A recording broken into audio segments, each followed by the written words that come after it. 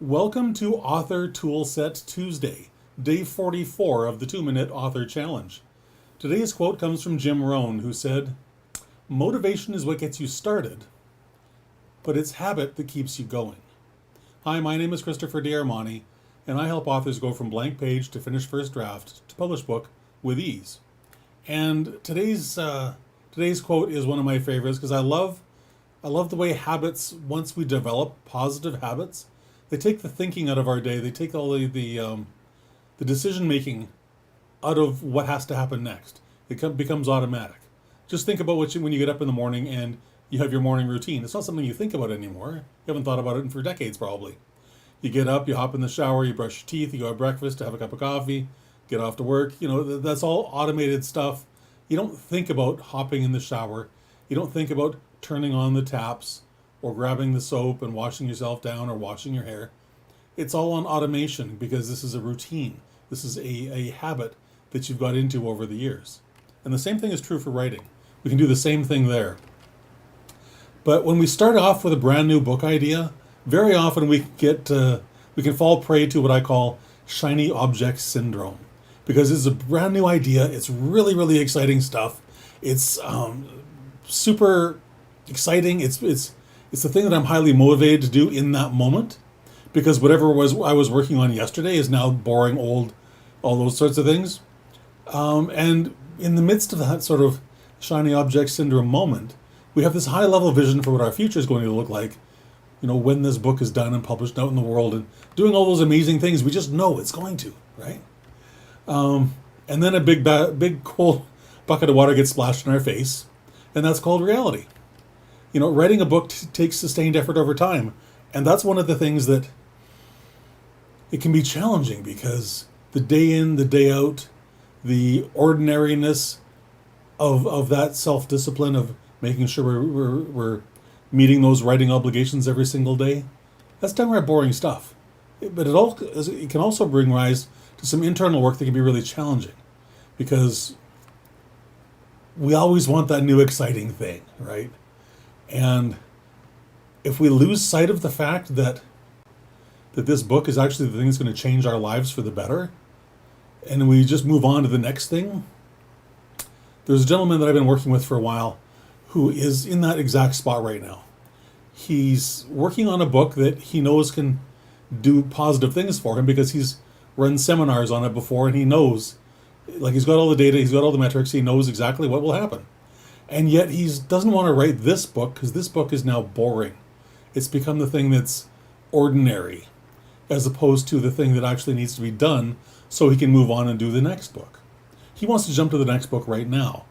And the problem with that is he's refusing to deal with all the roadblocks that are popping up right now for the current book, which actually could be quite financially successful for him. And the challenge there is that if he doesn't do the work on this book, it just means he has to do it on the next one. And when he realizes that the next one isn't the thing that's going to save him from all this work, he'll find a new shiny object. And he'll pass that, keep finding something new to keep the excitement level up while never actually addressing all the things deep inside his own heart that are causing him to fail over and over and over again. So in some ways it's frustrating to watch. It's challenging, excuse me, it's challenging to see him because he's very capable. Oh my goodness, this guy can write amazingly. And yet watching him struggle with these demons and refuse to face them, refuse to overcome them, it's just downright sad. Honestly, it really is. Just sad. So I think the challenge there is that he's lost sight of the prize. He's lost sight of the fact of two things. Number one, if he actually writes and finishes this book and puts it out in the world, it's going to generate a pretty substantial revenue stream for him because he's already got all the data that proves that's the way it's going to go. And yet, when he won't do the work that allows all this good stuff to happen, he's just doing himself, and all those readers that are out there waiting for his book, they're doing them a massive disservice. So, as Jim Rohn says, habit is the thing that keeps you going. And so to that end, I would love you if you're facing this similar problem as this client I'm talking about. I would highly encourage you to do a couple things. Build a daily writing habit. Yes, even if it's only 15 minutes a day, because every little bit counts. It gives you that consistent forward progress. It lets you build those small daily wins that successes are actually built upon. Because there comes this beautiful point where if you've got, stars on your calendar for every day that you've written and you're up to 17 days in a row, well, do you want today to be the day you break that chain? Probably not. So use that as incentive, right? Because all those small wins, all those small goals on the way to achieving our first draft, those are all really, really important. And what's even more important is dealing with those internal demons that are going to pop up all along that way. Because if we don't deal with them on writing this book, we're just going to have to deal with them when writing the next book. It's just way better to get rid of them now. So the next book can be something that's way more joy-filled, way more happy, way more fulfilling to accomplish. But celebrate the small wins. They're really, really important. And here's a great thing. I do this every year for National Novel Writing Month. But go to your local dollar store, grab a wall calendar and a package of stickers. They will have all kinds. So there's like my current favorites are little gold stars and smiley faces. Those are the ones that I seem to like. But it doesn't matter what kind of stickers you buy. Just something that resonates for you. Who cares? Because what you want to do is you want to apply a word count value to each one of those stickers.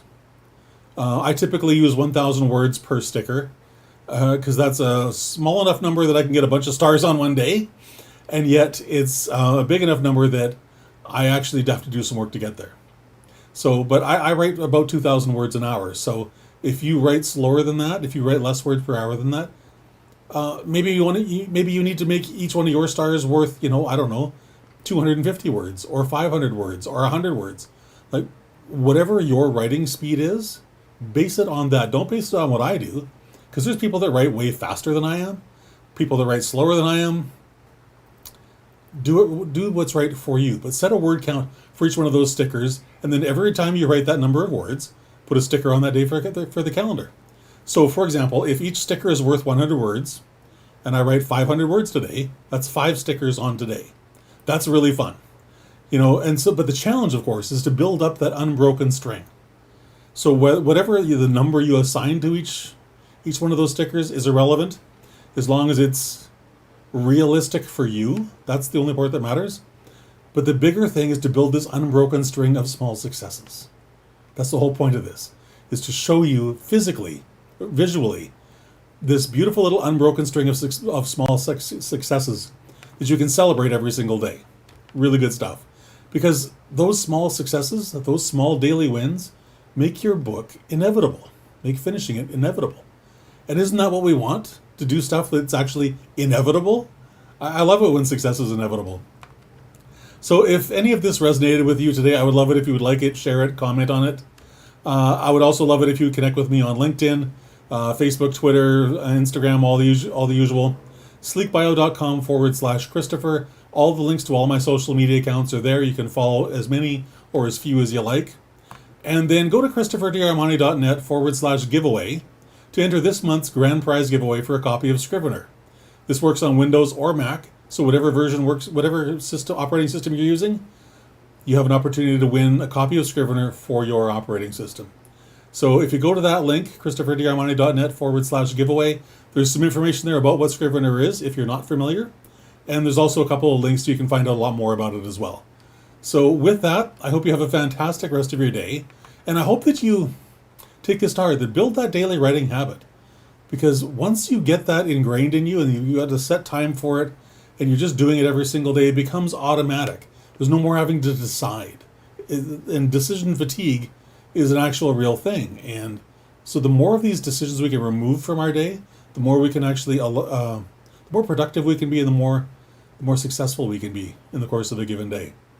So with that, I hope you have a fantastic rest of your day, and I will talk to you again tomorrow at 3 o'clock, all right? Bye for now.